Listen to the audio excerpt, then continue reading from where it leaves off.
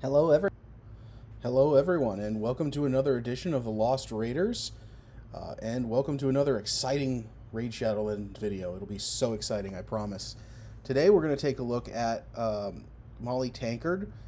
She is a support legendary, and we're going to take a look at her. Uh, uh, Basically, there has been no guides done on her. You know what? I just noticed this. What is this, like, sausage she's got hanging around? What is this? I just noticed this. She's got pineapples, sausage. What the heck is going on here? What is this over here? I can't. Is that like a flask? This kind of goes with her theme, I guess, huh? She's got the skill here. Which one is it? Cheers. Kind of gives you an idea kind of where she's coming from. Provoke. I love this graphic right here for provoke. It's like nanner nanner nanner. So she does that. This is so hilarious. She's got sausage. I don't know what she uses this for in battle, but it's pretty interesting. Pineapples, a flask. She's got this really cool shield here. I don't know, emeralds in this, or what's going on with this? That's pretty cool. That's pretty cool. Love the design. Super cool character. So we're going over her. I got totally distracted there. Never mind that. There hasn't been a guide done on her for quite a while, at least in English that I've seen. So I just wanted to give an actual guide. It'll be very interesting, I promise. Here you go. We are going to be taking a look today at Maulie Tankard, or as many people like to call her, Maulie. I hate that dwarf girl, Tankard, as she is known in Discord. She is a really, really good champion. She was my first legendary champion that I pulled from an Ancient Shard during a times 10 event when the dwarves came out as a new faction many, many months ago now. And she kind of received a lot of hate at first. They thought she was really lame, but I'm here to tell you she is very, very powerful legendary who can carry you through a lot of content in this game, and I'm going to show you today how exactly she does that. So let's take a look, first of all, at her base stats. 18,000 HP is very good. She is not an HP-based champion, but this is a very, very good HP rate for a base HP. If you look at that, compare it to someone who is an HP based champion. Let's see if we can find one really quick. Harvest Jack, 26,000. That's very, very, very high. Compare it to a Bad Alcazar, 20,000. Okay, I'm not making my point here. just look around. I don't like to assume things. 21,000. So okay, so she doesn't have the most attack HP. This is kind of low for an HP champion, I guess. Anyway, she's very competitive in that, and we'll take a look at that. Attack irrelevant. All of her stats, all of her attacks. Oh, sorry, her only attack is based off defense. So this one's irrelevant. 1,465 defense. Let's see how that ranks against other champions. That's about on par with Tormund. So that should give you something to think about. Tormund is known as a very hard hitter. Mountain King is an attack champion. He has 1,400 attack, and in my estimation, these are about the same. So if you had 1,400 attack, it's like the same as 1,400 defense as far as actually hitting and how many hit points you take out of somebody. So you start to get to serious levels once you get to about 3,000, like really serious levels. A good level is probably about 2,400 for them to start really doing a good job. But anyway, a very good base defense. Her base speed is 107. That is pretty spectacular. That's pretty spectacular. She is not a speed champion by any means, but she works excellently in a speed team. And one of the reasons for that is her passive here. This passive fills the turn meters of all allies by 15% when this champion is hit, and fills the turn meters of all allies by 25 when it's hit by a boss. I actually didn't realize that. It's been such a long time since I looked at her kit in detail. that this is 25%. This is so powerful in the arena. So powerful in the arena. You put her in a speed team, and she gives you guys an extra turn. At least you're the stronger, faster half of your team, which can be very, very helpful. All these right here. She's got built-in resist, by the way. This is built-in resist of 80, which is much higher than a lot of champions. So that's also nice. Taking a look here at her only attack. Nothing much to it, except for this right here. Increases by 50% if the target is under an HP burn debuff, and it's based off defense. This, I haven't really seen, to be honest with you guys. I haven't seen this do what it says it does. We're going to test it, though, in this review in detail, but I haven't personally noticed. I mean, the only place I would have noticed it would have been in the clan boss, because that was the only place I ever usually use one, but I didn't notice it back then. But still, it actually does hit very hard, regardless of if there's an HP burn or not. She has no crit in her build, and yet she still hits very, very hard. It's hard to explain. I will have to show you, obviously. But let's take a look real quick here at this one. This is the one that makes Maulie absolutely... This is what gives her her nickname. I hate that dwarf girl, Maulie Tankard. Places a provoke on all enemies for 1 turn. 50% chance of placing a provoke debuff for 2 turns instead. Places a 30% reflect damage buff on this champion for 2 turns. This right here is just crazy in the arena. This will win you so many battles in the arena, because you completely lock down your opponents in them being able to do their special skills. She's just basically going to soak up all that damage and let the rest of your team go out and do its thing. And that is a win condition for my arena team. And you put her in dungeons. Oh my gosh, in dungeons, in the campaign. We're going to take a look at every single one of those things right now. Okay, here we go. We're going to show, first of all, Maulie in campaign. This is Nightmare campaign. Obviously, for those of you guys who are newer, it doesn't matter if this is just kind of to show you, like, this team right here is way, way hard for me, okay? I don't have a lot of attacking power in this team, but what you're going to see is Maulie right there. She throws those provokes on so that right there, she gets hit. They can't use their special skills, and everyone else just whittles them away, and you let your attack-based champs do their thing. And actually, as you can see right here, she does hit very hard. She has no crit rate on her, and it's just constant. She throws the provokes over and over and over again. As soon as they come off, she throws it right back on again. That was a 7,100 hit on that champion, and that's just pure defense. Pure defense. And this team right here, this team is basically, I don't know, some people might call it kind of a cheesy comp, but it's just kind of just to show how good some of these champions are. I hear a lot of hate about Maulie. I hear some about Zelata. Zelata is one of my favorite champs in the game. Wow, that was impressive. We might lose now. Was that a block revive? It wasn't. Oh, good. Okay. And there you go. And that's the other thing Maulie does. Did I even get into that?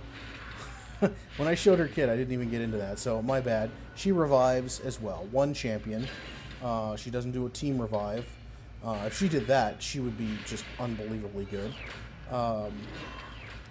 But, yeah, Zelata is a very, very good champion. Lissandra is one of the best speed champions in the game. And then right here, this is just... It attacks all. He attacks all. And I got a sleep set on him.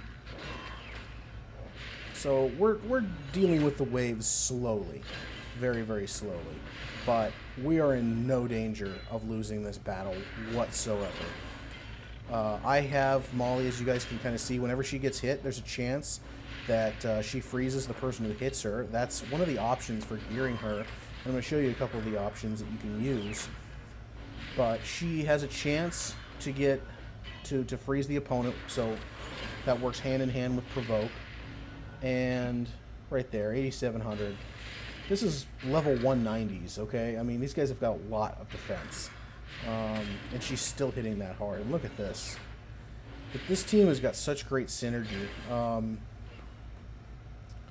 So if you guys are having trouble, hey, here's an idea.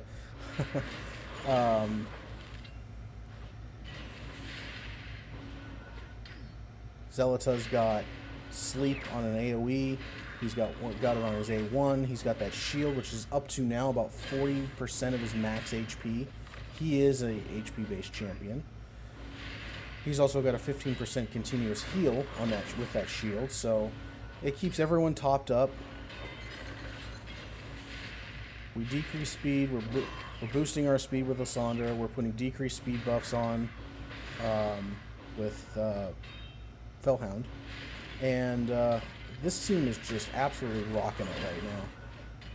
Nightmare Campaign is known as being extremely tough. Only the most endgame of players has really beaten us, and I feel like I'm doing pretty well here. Pretty well. This is an easy win.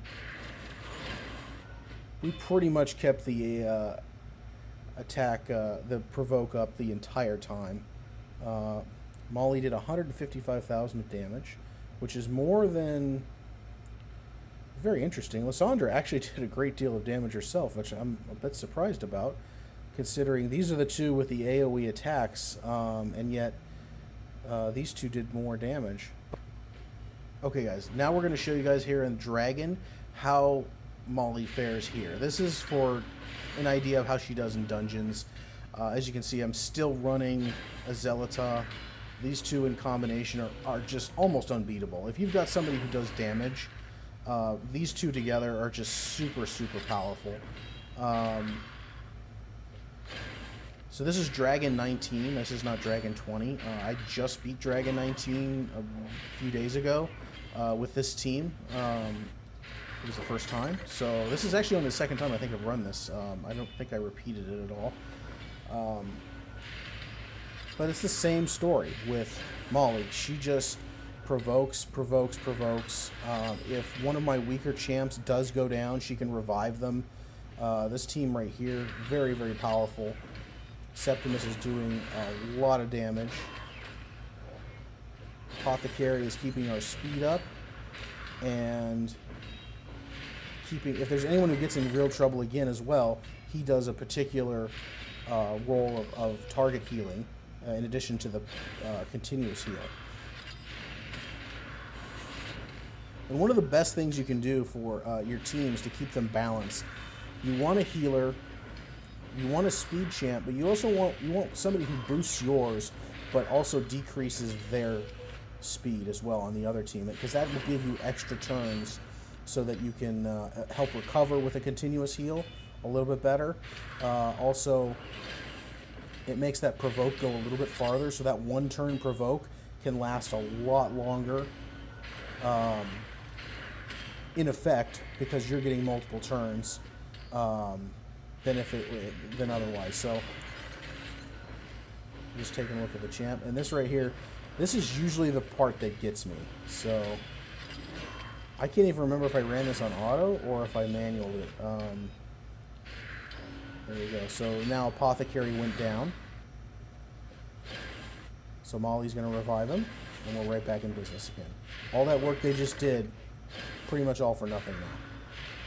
And that's partially... So where that's useful is, of course, she needs the healing, because I don't have her in lifesteal, which is another option for her gearing-wise. But for everyone else, usually what happens is they don't want to target her. They're going to go after one of my weaker champs. And, I mean, Apothecary's only a 50. He's the only 50 in this group. So they're going to target him, even though he is the strong affinity. He's also got the lowest hit points. He's the lowest level. But that's kind of one of the ways that this team is built on purpose to do, is someone like that who's not super important to beating the dragon himself is going to soak up damage for us during the waves because he's an easy, juicy target. But he doesn't really, like, if we lose him for a turn or so, it doesn't matter because Maulie's just going to bring him right back up, and he doesn't actually do that much other than keep our speed topped up. So here we go. Crimson Helm, very annoying. Very annoying. I love Septimus in this lineup just because of that right there. He ignored her shield. Unfortunately, it wasn't a big enough hit to actually take her out. Level 260s, I guess, give Septimus a little bit of trouble yet. And here we go with the dragon. Now with the dragon, again, this is not Maulie's forte. You know, it's kind of annoying. She throws up that reflect damage. She doesn't actually do anything and attack when we need her to. But when the dragon hits really hard, there's a possibility that Septimus and Apothecary are going to go down, and she's going to bring them right back. So we really, as long as you've got her with enough defense on, she's going to keep your team alive and able to actually beat the dragon. So we're hopefully going to get lucky here. Let's get some debuffs on and get that. We got decreased attack on now. We want to get that big attack from Septimus here on with that decreased defense on. We're gonna get. Oh, it just fell off. Now he's probably gonna hit. Yep. So that hit for 154 from Septimus would have hit a lot harder had we been able to keep that defense down. And here we go. Just look.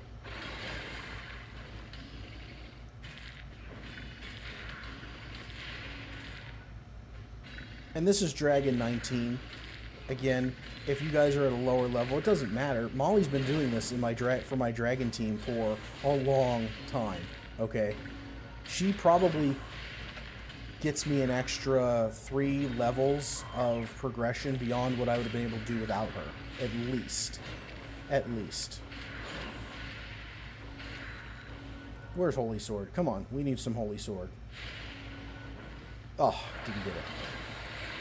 Okay, so now we lost Apothecary. So here again was what I was talking about. So we lost him for a turn, but it's not a huge deal because he's not super important to the team. As far as attacking, he does help keep us alive, so that is important. We're in a little bit of trouble right now. Let's see if we can get ourselves bailed out.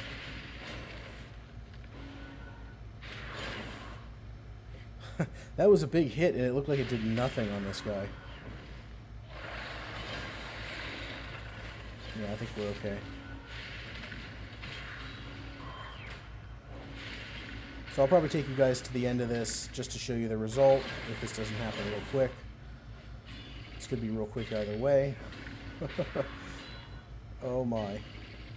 2 down. Oh, and Zealots went down. There we go. Septimus with the late buzzer beater. Get Maulie's build right now, and I've got the frost set on her. This is we just saw this in action. This is one really good option. So when she gets hit, which she will a lot, she has a chance to freeze your opponents. You can throw lifesteal on her. You can throw defense set on her, so she hits even harder. But really, depending on your team options, I mean, with this set here, I really want to try and work some sort of a healer into the team so that she stays topped up a little bit more.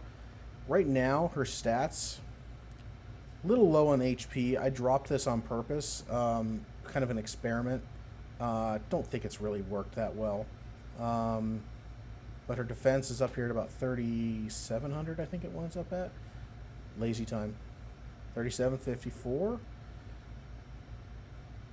Her attack is irrelevant. Her speed is 130. I have not even bothered a little bit with her speed. Crit rate, like I said, almost nothing. Crit damage, a little bit. I could actually just change the amulet I've got on her, which is crit damage, and put some more defense on. But this is her stall. This is her bread and butter right here: resistance and accuracy. She doesn't take a lot of debuffs, and she doesn't, and she always gets her way. She always gets her way with her provokes. 30,000 HP. That's very low. Okay, that's very low. I was hoping that she was going to take some of these hits and take the pressure off of my team in case there wasn't a provoke on. Was the idea. It hasn't really worked out that well. I can't get hers low enough. It's actually hard to get her that low, and everyone else up that high. So, like for instance, she's often with Septimus, who's at only a 23,000 HP. So it hasn't worked out. I'm going to have to throw more back on her again. I think, let's see, I took HP off of one of these two. I've got resistance on here on purpose. I might switch it out a little bit. Like I said, I've got this on right now. It's a good amulet. Nobody else needs it, so I guess I just threw it on her. I mean, defensive amulets aren't that. I don't know how much they throw on, but I actually don't have one, so there you go. That's another reason I don't have it on her. But defense boots, defense gloves. I would go with HP chest, potentially. At one point, this was 2 out of 3 have always been HP or defense on her. If you get 60% more HP, I think I had her up around 40, about 42, 44,000. She's almost unkillable at that point in the arena, at least at the arena level I'm at. And that's a really good level for her right now. This defense right now, you need her up this high if you want to start doing serious work in mid-game, end-game content. Mid-game and end-game content, this is where it's at. Okay, so wrapping everything up for you guys, you can see here it's been a while since I've actually finished this video. Maulie's up to 41,000 power now, which is pretty cool. Really happy about that. That's a big milestone for me and my account, transferring from mid-game to end-game right now. Basically, that's from the resistance now being all the way up there, and she's got accuracy as well, which is still not all the way up. But there's a lot of options for Maulie. You can see she's extremely versatile. You can use her in anywhere in the game, except for really Clan Boss, which is kind of a shame because her one skill does work better on an HP burn, but I think that's more spider oriented, to be honest with you, than Clan Boss. Revive is not really that effective in the Clan Boss, but that's really the only part in the game that she's not useful. She's useful in every single dungeon as your tank and crowd control. She is useful in arena for crowd control and to revive, so you've got those weak attack champions that you're using and they get counterattacked or something like that. That happens to me quite a bit with Septimus. You'll get what's his name, Brachus, which I'm going to do a video on Septimus and show you that. But you kill Brachus, he comes back and he one shots your team 50% of the time. So she can bring that guy back, and then you get to kill him a second time, which I always find very satisfying, especially with Septimus. He dies, you bring him back, you kill him again. It's great. But Maulie, very solid character, really good legendary. People may say she's not game changing, but she is really, really strong in a lot of ways. And I get what people mean by not game changing, because she isn't an attack champion. She doesn't work in the Clan Boss. In arena, you still need somebody else to really help you do a lot in arena. But I can tell you, she helps me go and do things in every part of the game where if I didn't have her, there was no way my champions would be tough enough to deal with the challenge ahead of them without her controlling everyone and taking up a lot of the hits and avoiding those attack AoE attacks and everything. So really happy to have her, and if you've got her, I hope this guide helped you out.